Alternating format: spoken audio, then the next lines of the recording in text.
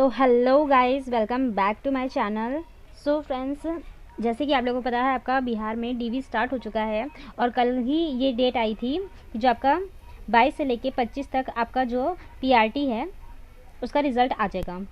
और उसके बाद ही डीवी होने वाली है फ्रेंड्स, क्योंकि जितने कैंडिडेट्स बहुत ज़्यादा है, 3 लाख से ऊपर के कैंडिडेट्स है और जो संख्या है सिर्फ और सिर्फ 80,000 है। तो इस तरह से कोई भी ये रिस्क नहीं लेगा। इतने सारे बच्चों का डीवी कराना बहुत ही ज़्यादा मुश्किल है। इस वजह से ये लोग पहले रिजल्ट लेकर आएंगे, उसके बाद ही ये लोग डीवी कराने वाले हैं। लेकिन इसमें जो सबसे बड़ी चीज़ आ रही है कि क्या इसमें प्राथमिक का रिजल्ट भी आएगा, क्योंकि उन्होंने कहा था कि हम डीएलएड का रिजल्ट पहले घोषित कर दे रहे हैं 1 to 5 में, और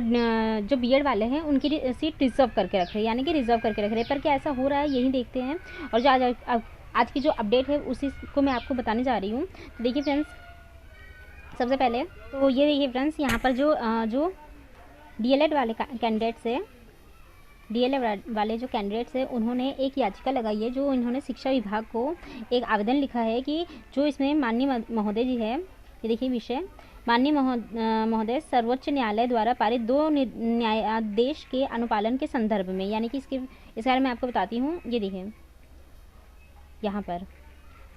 कहा गया है कि जो प्राथमिक शिक्षक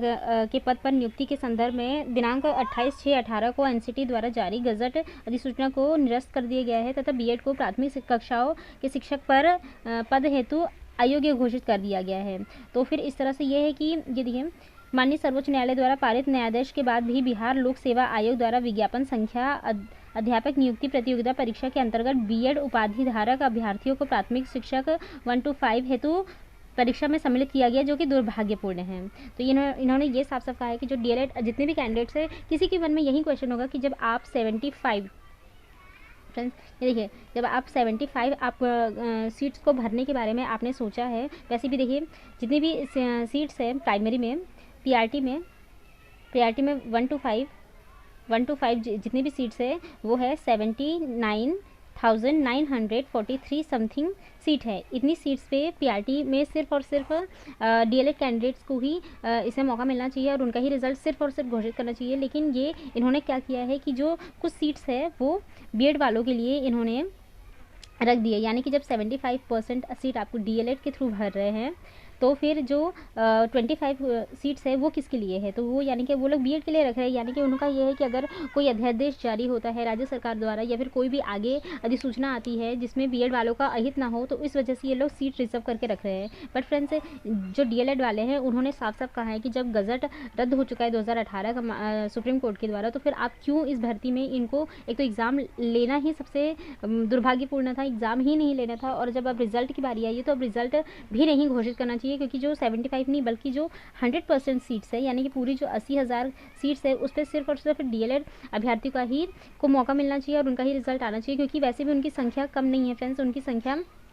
इनफ है, जो उनकी लगभग 3 लाख से अधिक उनकी संख्या है। तो इनफ कैंडिडेट इनके पास है, तो फिर ये क्यों रखना चाहते हैं सीट्स को बीएड वालों के लिए। तो फिर इस आगे देखिए, यहाँ पर लिखा हुआ है, अतः श्रीमान से नम्र निवेदन है कि माननीय सर्वोच्च न्यायालय के द्वारा निर्गत न्यायालयों में प्राथमिक शिक्षक के पद 1 to 5 हेतु बीएड उपाधि धारक अभ्यर्थियों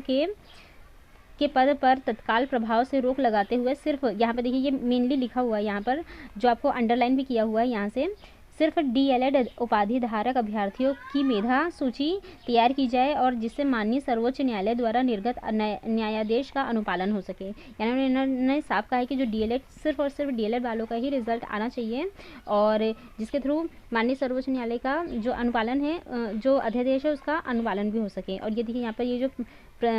लिपि वगैरह दिया गया है। तो यहाँ पर मैं आपको एक और चीज़ दिखा देती हूँ, जो इन्होंने कहा था कि 75% हम सीट भरेंगे, वो किस तरह से था उसके बारे में। तो यहाँ पर ये देखिए, यहाँ पर ये डेट वगैरह दी गई है। तो यहाँ पर देखिए के अनुसार लिखित परीक्षा में शामिल सामान्य वर्ग के उम्मीदवारों को 40%, यहाँ पर यानी कि जो जनरल है वो 40%, पिछड़ा वर्ग के उम्मीदवारों को 36.5%, अत्यंत पिछड़ा वर्ग के उम्मीदवारों को 34% एंड अनुसूचित जाति व जनजाति महिलाओं तथा निःशक्त दिव्यांग उम्मीदवारों को 32% न्यूनतम आहारतांक प्राप्त करना अनिवार्य होगा। इन्होंने कहा है कि मतलब इतना आपका नंबर आना ही चाहिए। अगर कट ऑफ लगभग अगर ये लोग 55 लेके जाते हैं तो आपका इतना आना अनिवार्य है। अगर आपका इससे कम आता है तो फिर आप पास नहीं होंगे। तो इस तरह से वे परीक्षा से बाहर हो जाएंगे। और फिर के साथ निम्नलिखित संशोधन, इन्होंने फिर इसके बाद संशोधन किया था, आप डेट देख सकते हो। संशोधन में इन्होंने क्या कहा था कि परंतु कुल रिक्तियों और कुल अभ्यर्थियों दोनों में से जिसकी संख्या कम होगी उसके कम से कम 75% तक न्यूनतर पूर्णांक में अनुशंसा भेजने हेतु आवश्यक उक्त अर्हतांक अभ्यर्थी हित में इस हद तक शिथिल रहेगा को सम्मिलित किया जाता है। यानी कि इनको 75% सीट्स तो फुल करनी है हर हालत में, तो उसमें अगर इनको कैंडिडेट्स नहीं मिल पाते हैं तो इस तरह से ये अपने जो कट ऑफ है, कट ऑफ को और कम करेंगे। यानी कि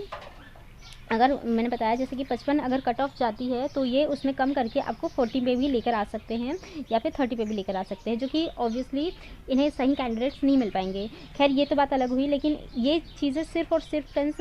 ओनली हो सकती है तो वो जो 9 to 12 हुए थे एग्ज़ाम, उसमें कैंडिडेट्स की संख्या बहुत ही कम है और जो सीट्स है वो सीट्स काफ़ी अधिक हैं। यानी कि जितनी सीट्स है उसमें कैंडिडेट्स की संख्या बहुत कम है, जिस वजह से उसमें ये चीज़ हो सकती है कि ये लोग अपना कट ऑफ कम कर दे। लेकिन जो पीआरटी है, पीआरटी में जो कैंडिडेट्स की संख्या है वो जितनी सीट है उससे ज़्यादा है उनकी संख्या, तो यहाँ पर तो कट ऑफ को कम जाने का कोई सवाल ही नहीं उठता है। लेकिन यहाँ पर मेन मुद्दा ये उठ रहा है कि जब बीएड कैंडिडेट्स को सुप्रीम कोर्ट ने पीआरटी से बाहर कर दिया है तो फिर क्यों उनका रिज़ल्ट लाया जा रहा है या फिर क्यों उस पर बात की जा रही है। तो फिर सिर्फ और सिर्फ जो पीआरटी का है, पीआरटी में सिर्फ और सिर्फ डीएलएड वाले जो कैंडिडेट्स हैं उनका ही रिज़ल्ट घोषित किया जाए और उनका ही रिज़ल्ट पूरी तरीके से लेकर आए, क्योंकि यहाँ पर जो